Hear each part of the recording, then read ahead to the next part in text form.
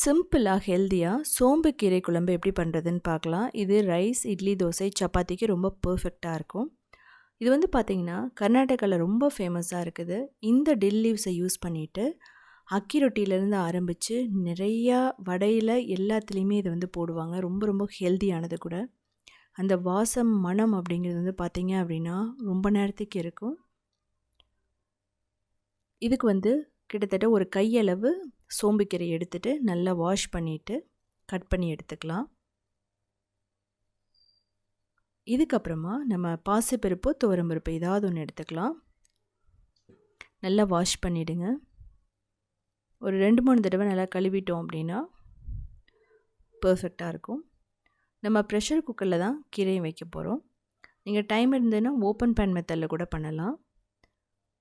நல்லா வாஷ் பண்ணதுக்கப்புறமா தேவையான அளவு தண்ணி ஊற்றிடுங்க. இதில் வந்து பார்த்திங்கன்னா மஞ்சள் தூள் போட்டுட்டு அதுக்கப்புறமா சோம்பு கீரை போடுவோம். கிட்டத்தட்ட ஒரு 2-3 விசில் போதும், பர்ஃபெக்டாக வெந்துடும். கிட்டத்தட்ட மீடியம் ஃப்ளேமில் வைக்கணும். நம்ம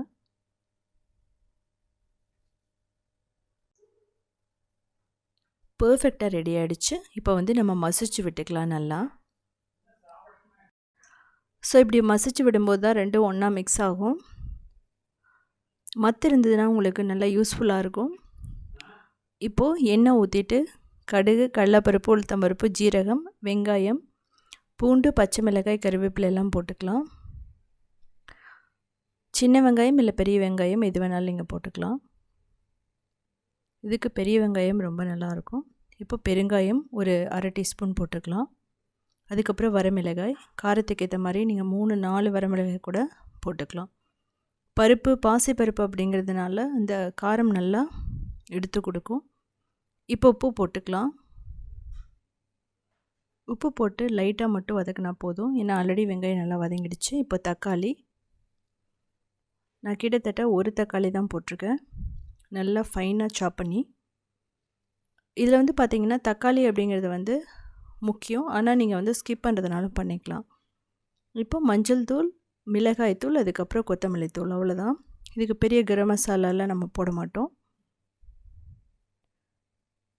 தக்காளி நல்லா வதங்கினதுக்கப்புறமா வேக வச்ச பருப்பு, சோம்பு கீரை ரெண்டையும் போட்டுட்டு கிட்டத்தட்ட ஒரு 5 நிமிஷம் நல்லா கொதிக்க விடணும். நீங்கள் தேவைப்பட்டால் லெமன் பிழிஞ்சு விட்டுக்கலாம், இல்லைன்னா புளி வந்து நீங்கள் கரைச்சி ஊற்றிக்கலாம். ஸோ இந்த மசாலாவோடு சேர்த்து நல்லா மிக்ஸ் ஆகும். இந்த ஸ்டேஜில் நம்ம மத்தில் இன்னும் எக்ஸ்ட்ரா நல்லா மசிச்சு விட்டோம் அப்படின்னா ரொம்ப சூப்பராக நம்ம குழம்பு ரெடி ஆகிடும். ஸோ இதே மாதிரி நிறைய யூனிக்கான ரெசிபீஸ் வேணும் அப்படின்னா நீங்கள் க்ரியேட்டிவ் வேர்ல்டு ஃபாலோ பண்ணலாம். அது மட்டும் இல்லாமல் சவுத் இண்டியன் foods.inங்கிற வெப்சைட்டும் 14 இயர்ஸ்க்கு மேலே ரன் பண்ணிகிட்ருக்கோம். கிட்டத்தட்ட 8000 ரெசிபீஸ் ஸ்டெப் பை ஸ்டெப் ஃபோட்டோஸோடு இருக்கும். இதுக்கு வந்து பார்த்திங்கன்னா கடைசியாக கொத்தமல்லி எல்லாம் போடணும்னு அவசியம் இல்லை. நெய் மட்டும் நீங்கள் போடணும். ஒரு 2 டேபிள் ஸ்பூன் நெய் போட்டிங்க அப்படின்னா டேஸ்ட் அவ்வளோ சூப்பராக இருக்கும். சாப்பிடும்போது கூட குழந்தைகளுக்கு நெய் போட்டு கொடுக்கலாம். சோம்பு கீரை அப்படிங்கிறது ரொம்ப ஒரு அரிதான கீரைன்னு சொல்லலாம்.